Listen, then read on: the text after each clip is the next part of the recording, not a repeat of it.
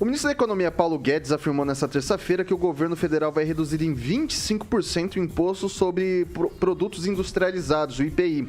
De acordo com Guedes, a indústria brasileira sofre há décadas com tributação alta e o corte no imposto será uma das ações do governo no sentido de permitir a reindustrialização do país. Ele também afirmou que o governo estuda liberar o saque de recursos do Fundo de Garantia por Tempo de Serviço, o FGTS, para a população quitar as dívidas, abre aspas para o ministro. Você vê que a agricultura está voando porque ela não tem o IPA. Agora, a indústria brasileira está há décadas. Impostos altos, juros altos e encargos trabalhistas excessivos. Nós temos de atacar essas três questões, é uma questão de tempo. Vamos fazer um primeiro movimento agora de reduzir 25% o IPI. É um movimento de reindustrialização do Brasil, declarou o ministro em evento promovido pelo BTG Pactual. E aí, Lanza? Bom, o BTG Pactual foi o banco do ministro Paulo Guedes antes de entrar na política. E eu acredito que é uma tática muito semelhante ao que o governo do PT fez em 2008, durante a crise econômica mundial, de reduzir o IPI. Na época, salvo engano, foi o IPI sobre o produto de linha branca, como geladeiras e eletrodomésticos de cozinha.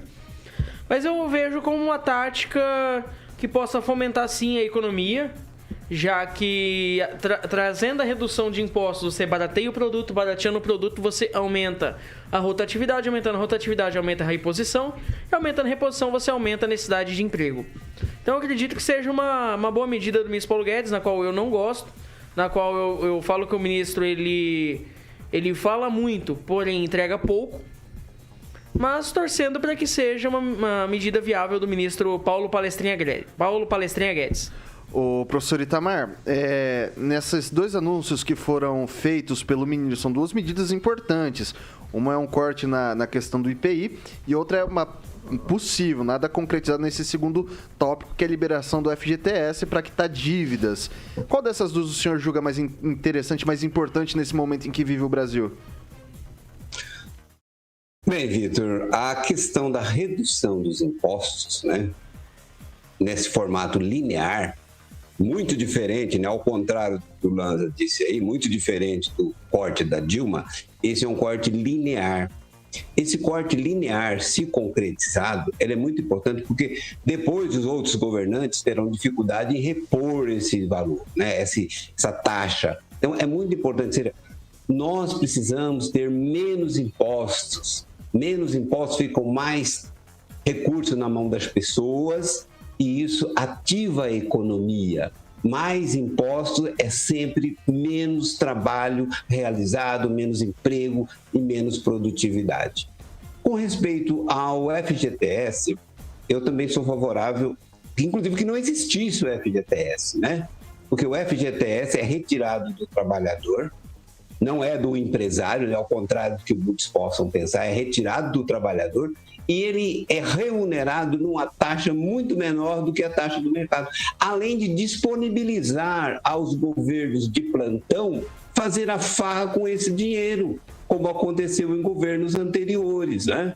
Então, eu acho muitíssimo importante as duas medidas, eu acho que as duas medidas são importantes, mas a do FGTS, por ser, digamos, temporária, não tão importante, enquanto que a da redução do IPI, por ser linear e pelo menos não tem prazo determinado, muitíssimo importante para desenvolvimento da indústria nacional. Isso sim é estímulo à indústria nacional, não plano de desenvolvimento. Isso sim desenvolve. Ok, só para deixar registrado aqui, se eu não me engano, o que o Lanza falou foi em 2008, logo naquela questão do break do mercado imobiliário americano. Isso mesmo. Isso daí em 2008, então não foi a Dilma, foi o Lula, né? Foi o Lula, tá? E aí, o Vidigal, o ministro Paulo Guedes, ele faz algo para fomentar a industrialização, né? O que ele chama de reindustrialização, nas palavras dele, diminui a arrecadação, ou seja, diminui a incidência de imposto para talvez fomentar um pouco melhor o consumo, pode ser uma da alternativa, mas também faz críticas duras à questão dos direitos trabalhistas. acha que isso daí vai Fomentar não só fomentar a industrialização, mas chega ao bolso do consumidor? Não, acredito que não. Acho interessante destacar aqui as motivações, né, os argumentos que ele usa, né?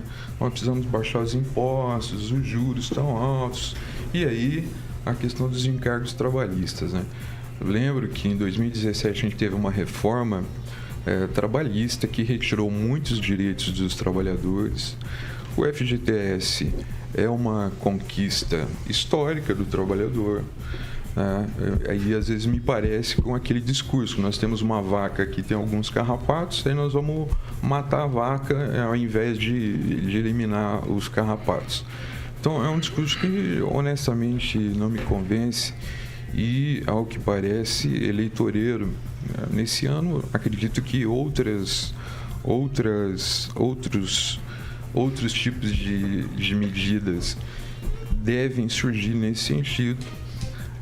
Mas não acredito que isso surta um impacto na vida do trabalhador e da produção em si. Até porque nós temos outras medidas muito importantes aí que poderiam ter sido discutidas, como reforma tributária e outras reformas, mudando aí essa questão de impostos e quanto é dividido desses impostos com os governos federais. Então, no meu ponto de vista, é uma medida eleitoreira que não vai ter efeito no bolso das pessoas. Ok. Ângelo Rigon, 30 anos de profissão, trabalhando, sacando todo o seu FGTS, dá para comprar uns 3 kg de carne?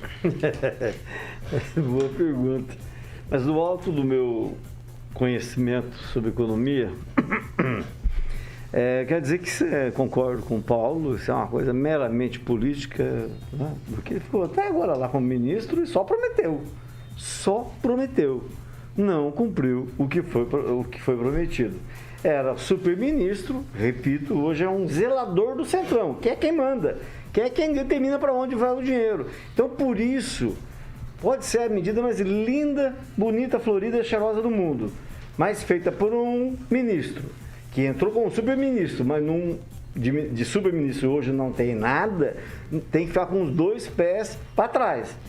Acho muito difícil emplacar. Se emplacar, beleza, ótima proposta. Mas se não emplacar, é muito difícil. De qualquer forma, por algum tempo, a gente vai se esquecer de que tem ministro da Economia com conta em paraíso fiscal.